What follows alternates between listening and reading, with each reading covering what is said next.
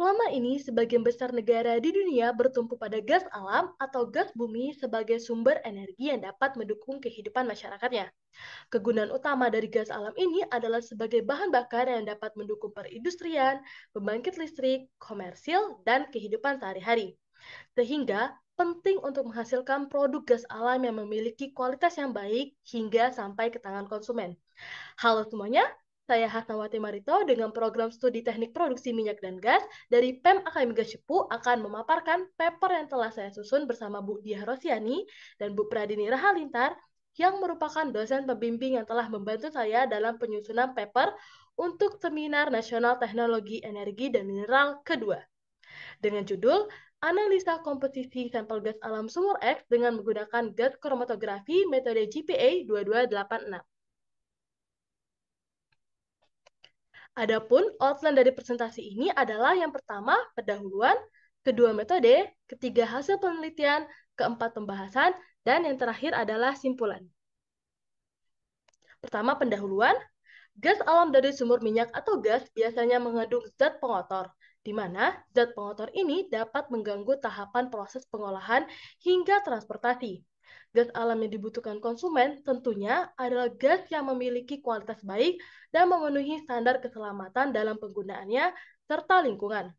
Tujuan dari penelitian ini adalah untuk mengetahui komposisi dan properti dari sampel gas alam dari suatu sumur yang diujikan, sehingga akan diketahui fasilitas yang dibutuhkan oleh lapangan tersebut dan ini menjadi parameter dalam penentuan harga nilai jual gas alam tersebut.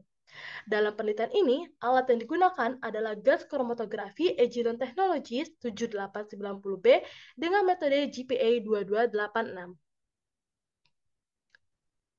Gas kromatografi adalah alat pemisahan suatu campuran berdasarkan kecepatan migrasinya di dalam suatu fase diam atau disebut sebagai stationary phase yang dibawa fase gerak atau disebut sebagai mobile phase dan menghasilkan keluaran berupa data komposisi dari tiap komponen yang terkandung pada campuran tersebut.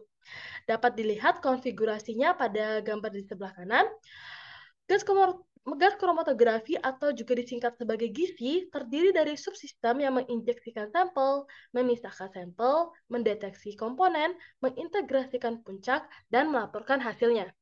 Hasil keluaran dari alat ini yaitu berupa peak kromatogram yang kemudian dari luas area peak tersebut dapat digunakan untuk menghitung nilai persen molaritas dan ini juga sebagai perhitungan untuk mendapatkan parameter lain seperti calculated gas gravity dan gross heating value pada sampel yang diuji. Kemudian masuk ke metode. Analisis komposisi gas alam dengan alat gas kromatografi ini mempunyai dua analisis, yaitu analisis kualitatif dan juga analisis kuantitatif. Analisis kualitatif adalah analisis berdasarkan perbedaan laju migrasi dari masing-masing komponen dalam melalui kolom. Komponen-komponen yang terelusi di dalam kolom itu dikenali dari retention time sample uji dengan sampel standar yang telah didapatkan sebelumnya. Sedangkan analisis kuantitatif adalah dengan menghitung luas area maupun tinggi dari peak kromatograf yang telah dihasilkan. Untuk diagram penelitian pada paper ini, yaitu pertama ada studi literatur dan observasi. Referensi yang diambil adalah pembahasan yang berisi tentang komposisi gas alam, karakteristik gas alam, prosedur penggunaan alat gas kromatografi, dan teknik analisis komposisi gas alam dari hasil output alat gas kromatografi. Observasi dilakukan secara langsung dengan mengamati keadaan laboratorium dari berbagai aspek dan dikaitkan dengan konsep pengelolaan laboratorium yang sebelumnya telah dipelajari. Kemudian tahap kedua adalah persiapan alat, sampel, dan data.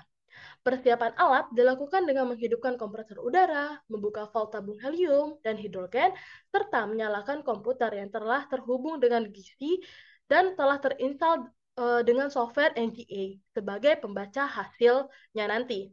Untuk persiapan data yang dibutuhkan yaitu adalah gas standar, di mana ini nantinya akan digunakan untuk membantu proses pengolahan data output dari gas kromatografi. Kemudian terakhir adalah persiapan sampel, di mana penelitian ini menggunakan sampel gas alam yang berasal dari sumur X. Kemudian, tahap ketiga adalah blank run dan melakukan analisis. Sebelum melakukan pengujian sampel pada alat GISI, perlu dilakukan prosedur blank run. Belerang ini adalah proses membersihkan alat atau kolom gizi dari zat pengotor atau sisa dari pengujian sampel sebelumnya dengan cara menginjeksikan carrier gas secara terus-menerus, di mana di sini menggunakan helium. Ini bertujuan agar data output yang dihasilkan tidak menimbulkan noise ataupun ghost peak, sehingga data yang dihasilkan akan lebih akurat. Lalu tahap selanjutnya adalah menjalankan alat. Jika sampel telah diinjeksikan bersama carrier gas ke dalam injection port dan pemilihan metode adalah GPA 2286, maka alat gizi dapat dijalankan dengan menekan tombol start dan ditandai dengan adanya bunyi seperti hentakan pada alat.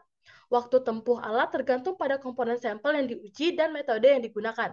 Setelah running sampel selesai, pada aplikasi software akan menghasilkan kromatogram di mana terdapat rotation time, di mana terdapat peak-peak yang menandakan tiap komponen senyawa dengan sumbu X itu merupakan rotation time dan sumbu Y adalah ketinggian peak. Kemudian data tersebut harus disimpan di dalam komputer dan data inilah yang akan digunakan untuk dianalisis lebih lanjut sehingga menghasilkan data komposisi sampel gas alam yang diuji. Kemudian alat gizi dapat dimatikan dengan melakukan proses cooling terlebih dahulu. Ini bertujuan untuk agar alat gas kromatografi tidak cepat rusak. Lalu, tahap terakhir adalah pengolahan data. Data ini diolah dengan menggunakan rumus perhitungan yang dibantu dengan menggunakan Excel untuk menghasilkan data komposisi dari sampel gas alam yang diuji. Untuk pembacaan peak kromatograf sampel uji dapat menggunakan peak kromatograf dari hasil uji gas standar sebagai acuan yang telah didapatkan sebelumnya. Kemudian ada juga terdapat beberapa persamaan yang digunakan dalam perhitungan Excel tadi, yaitu ada nilai faktor kalibrasi gas standarnya, terus ada nilai calculated gas gravity, dan juga gross heating value yang rumus-rumusnya dapat dilihat sendiri. Kemudian, gambar di sebelah kiri ini merupakan alat gas kromatografi dan gambar di sebelah kanan itu merupakan kolom yang terdapat di dalam alat gas kromatografi. Oke, ini selanjutnya adalah hasil penelitian. Ini adalah tabel data hasil analisis komposisi sampel gas alam sumur X dengan menggunakan alat gas kromatografi dengan metode GPA 2286 yang menghasilkan output persen molaritas dari setiap komponen sampel uji. Di mana tabel response ini merupakan luas area peak dari tiap komponen sampel uji dan tabel calibration factor itu didapatkan dari data gas standar dengan menggunakan persamaan satu yang telah dijelaskan sebelumnya. Kemudian, selain data yang dihasilkan berupa persen molaritas, terdapat juga output berupa calculated gas gravity dan gross heating value, di mana sampel sumber X ini memiliki nilai calculated gas gravity sebesar 0,7542 dan gross heating value-nya sebesar 1108,68 BTU per cubic feet. Data-data ini dihasilkan dengan menggunakan perhitungan pada Excel yang telah diformulasikan sebelumnya, sehingga nantinya hanya perlu memasukkan data luas area peak, maka nilai persen molaritas tiap komponen, calculated gas gravity, dan gross heating value akan otomatis keluar. Persamaan yang digunakan untuk mendapatkan calculated gas gravity dan gross heating value ini menggunakan persamaan 2, 3, dan 4 yang telah dijelaskan sebelumnya. Kemudian kita masuk ke dalam pembahasan. Jika hasil data analisis sampel sumur X tadi dibandingkan dengan nilai spesifikasi bahan bakar gas atau gas pipa oleh HES Indonesia Pangkah, maka terlihat bahwa nilai karbon dioksida tidak memenuhi spesifikasi tersebut, yaitu sebesar 7,98%, sedangkan batas maksimumnya adalah 5%. Oke, baiklah, sama seperti sebelumnya, jika data hasil analisis sampel sumur X tadi dibandingkan dengan nilai spesifikasi bahan bakar jenis CNG oleh KSDM 2011, maka nilai karbon dioksida juga tidak memenuhi spesifikasi tersebut, di mana batas maksimumnya juga sebesar 5%. Baiklah, terakhir kita masuk ke dalam simpulan. Kesimpulan dari penelitian yang telah saya lakukan ini adalah pertama, berdasarkan pengolahan data peak kromatogram, sampel sumur X memiliki konsentrasi metana terbesar, yaitu 80,5424% mol. Ini menandakan bahwa sampel merupakan dry gas dan terdapat pula senyawa pengotor atau disebut sebagai impurities, yaitu karbon dioksida dan nitrogen.